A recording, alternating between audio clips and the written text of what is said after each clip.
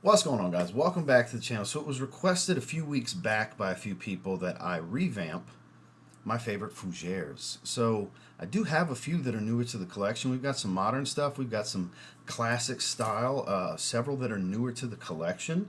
So the list has changed. So I was like, yeah, what the hell? I haven't done that in a long time. I do like a good aromatic fougère, oriental fougère, and so on.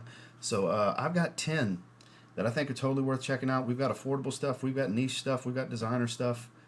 We've got something for everybody here that aren't all identical to one another, but all kind of walk that path with the spicy greens and so on, the aromatics, some soapier than others, and such. So there's links down below if you want to check any of these out. Of course, you don't have to buy anything to watch my videos. They're just there if you decide you want to do a little bit of shopping.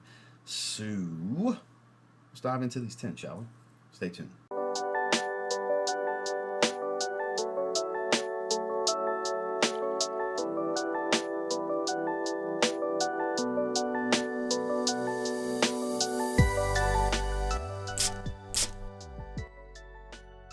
So before we dive into these 10, let's talk about something that pairs really well with a great fougère. It's a really nice modern dress shoe. So Amberjack had reached out and asked if I was interested in checking them out, and I do love this style. This in particular is called the hybrid. As you can see, hybrid style with more of a, sneaker style midsole, outsole with the modern stylings of the typical dress shoe. Quality leather, has the laser etched hole, laser pressed holes, and it has that more elastic type sock liner that you used to in the modern shoe, the modern dress shoe anyways. And I gotta say, these are quite comfortable. I've been wearing them quite a bit. They go really well with jeans. They go really well with chinos. These are actually, as the name would indicate, quite the hybrid. They dress up, they dress down. Now, I wouldn't want to completely go suit with these, suit and tie, but you can totally pull them off if you want to. I used to wear sneakers like this. I call them sneakers because of the way they are. Dress sneakers, I guess you could say, like this when I used to work at Mercedes and wear a suit and tie all the time. So it all depends on your style, but if you're looking for a great hybrid dress shoe that doubles as a casual everyday wear sneaker that has the comfort of a sneaker with this very, very thick foam insole, curved. If you need arch support, you can always change it out. I have a neutral arch, so this is perfectly fine for me, but the thickness and the cushiness of this is very, very comfortable for all day wear. Again, with the stylings of a dress shoe, the comfort of a sneaker, and the, I guess, versatility of the in-between, hence why they call it the hybrid. This is their honey leather colorway, and if you're interested in checking them out, there's a link down below. But let's get into these fougères. So the first one we're going to talk about is a designer that's kind of not really a lesser known fragrance from Dunhill, but one that if you're looking for a good creamy, aromatic, spicy green, kind of peppered and basil green spice fougère, this is one you might want to look into. It's actually got pretty good performance. It is called Nordic Fuer.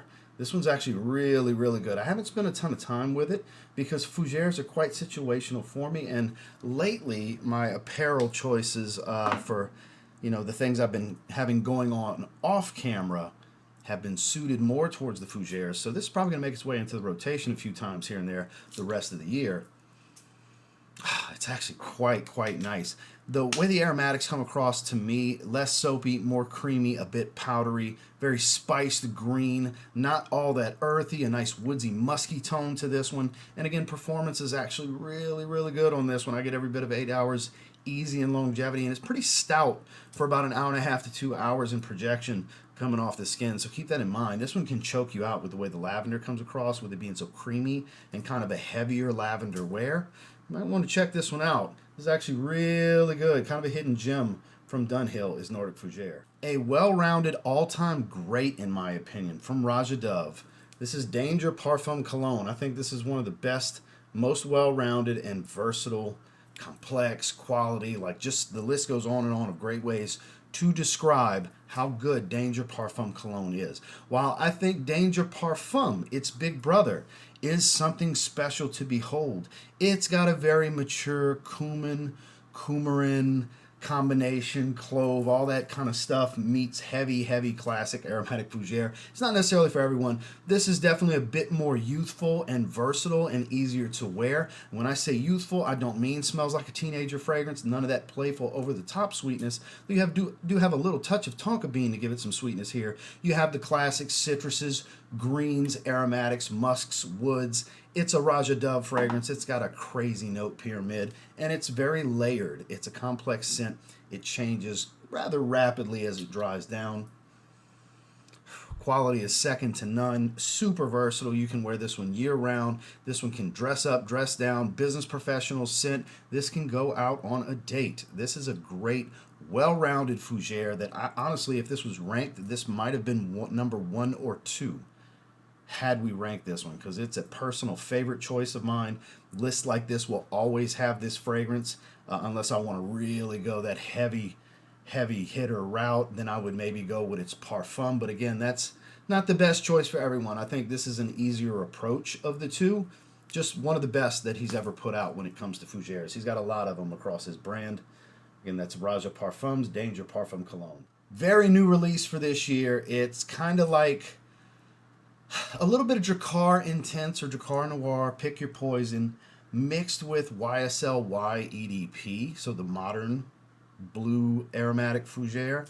This is Drakkar Bleu, not blue, Bleu, B-L-E-U, from Guy Laroche.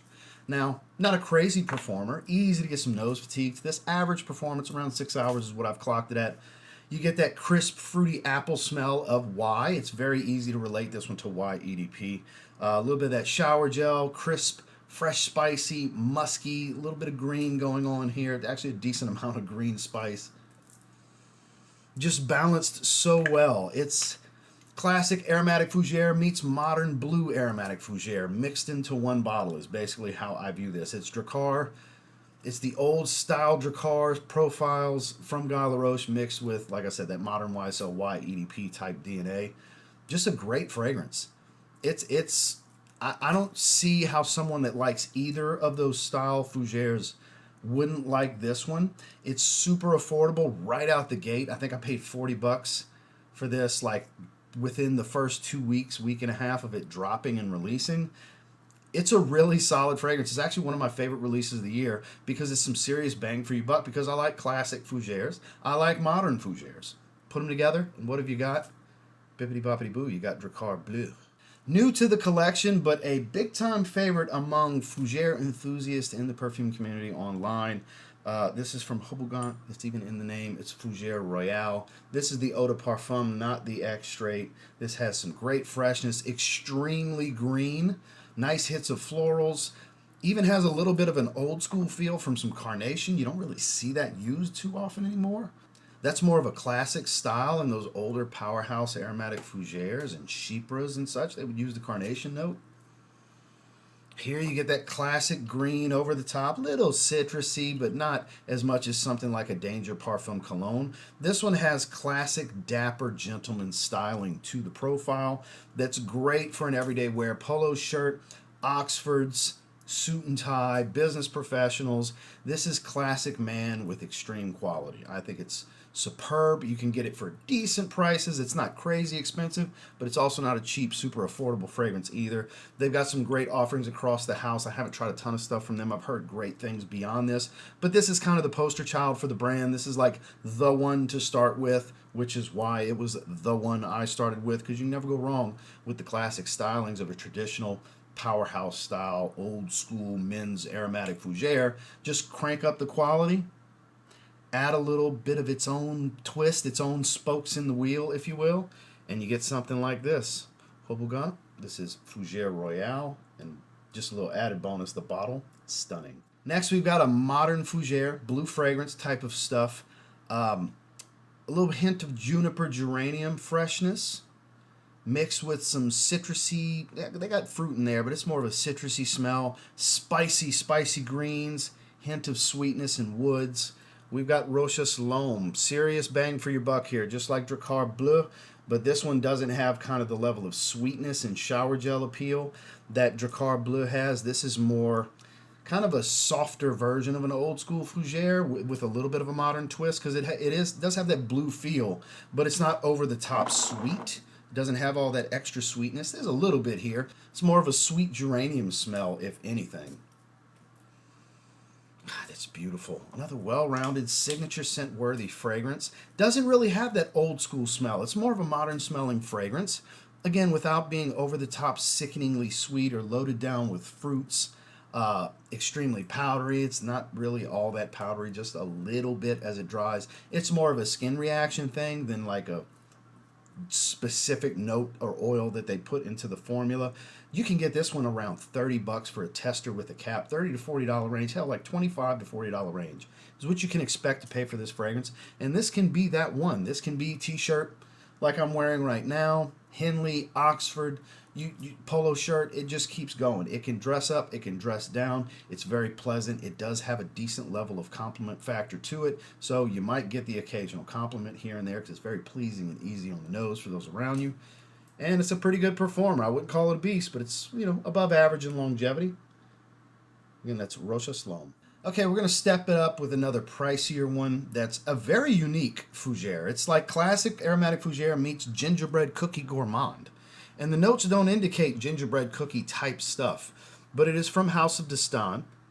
This is Five Senses. Five Senses is one of the most unique modern fougeres I've ever smelled. Performance is great. Quality is fantastic.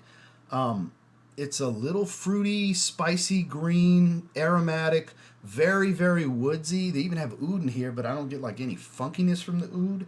Apricot, but it's not like that level of sweet fruit. Like, there's an interesting note breakdown to this one, but it mainly smells like a classic green fougere, aromatic fougere, with a gingerbread cookie, to put it in its the simplest description I can. Man, is it good. The right amount of spice, hence that gingerbread cookie smell, that kind of cinnamon spice smell with some green spices. Crazy longevity on this one. This one definitely, you don't need a lot of sprays. It is a pretty strong fragrance. You can get away with a, 3 to 5 spray routine like I do, 5 to 7 if you really want to push it a bit. Stuff like this, you really don't need to. It's definitely a less is more kind of fragrance, because a lot of sprays of this one, you'll choke yourself out, and you could potentially choke someone else out depending on the setting that you're in, the enclosure. If it's a big room, you might be okay. If it's a smaller room or a vehicle, you might need to roll the windows down if you heavy spray this one. It is that potent because, again, it's got a lot of these sweeter notes to it mixed with an aromatic fougere. It's quite unique. I think it's fantastic. They really did some good work here. And that's House of Dastan, Five Senses. You can never go wrong with a classic barbershop style aromatic fougere. And the cream of the crop for me for years has always been Maison Margiela's Replica at the Barbers. I still think it's the cream of the crop. I think it's the most authentic barbershop smell. I've always felt that way. There's a bunch of beautiful ones out there. This one, you get a little bit of shaving foam. You get some spicy aftershave smell. You do get a little hint of soft leather. I mean, it's all here. It's all here. All the elements of a barbershop experience, I find, is in this bottle. The quality is really good. You can get it for around $90, $100 range. From discounters, it's a designer that borders the niche in some ways because it's such a storytelling type of fragrance. This line in general is replicating specific settings and aromas, and this is probably the most authentic one, I think, personally. Just the right amount of soapiness too. It's not over the top soapy lavender, but man, it's some quality stuff. They did such a great job with this one. Sure, I like the autumn vibes, and Sailing Days solid. Under the Lemon Trees beautiful. Of course, By the Fireplace and Jazz Club are, quintessential from this brand. I get it. They got tons of great ones from this brand, but for me, if I had to keep one, it's the Fougere of the bunch, go figure, because it's the most authentic representation of a barbershop experience in an aroma form, in my personal opinion. Above average performance, not a beast, but definitely above average. It's Replica at the Barbers. Kind of a fresh floral aromatic fougere. There's citruses, there's fruits, but you still get that classic like minty green aromatic type of smell from this. It's fresher than most of your traditional aromatic fougeres. I don't even think it's technically classed as an aromatic fougere. I forgot the classification, but it's fresh floral aromatic spicy green, a little citrusy. It is from Gritti. This is 1968. It falls into that same category scent profile as stuff like Fougere Royale, like your Danger Parfum colognes, more like Danger Parfum colognes. They got a lot more citrus in that one. I would put it closer related to that, but so much fresher because it's quite minty fresh. Oh man, that's a good one. Man, that's a good one. It's got a little bit of a twist on like some of the more modern stuff. Like I'm trying to pinpoint a profile to kind of point you in the direction, but it's not exactly like any one fragrance. Like picture mixing Danger Parfum cologne, if you've smelled it, with something along the lines of a Bleu de Chanel, you know?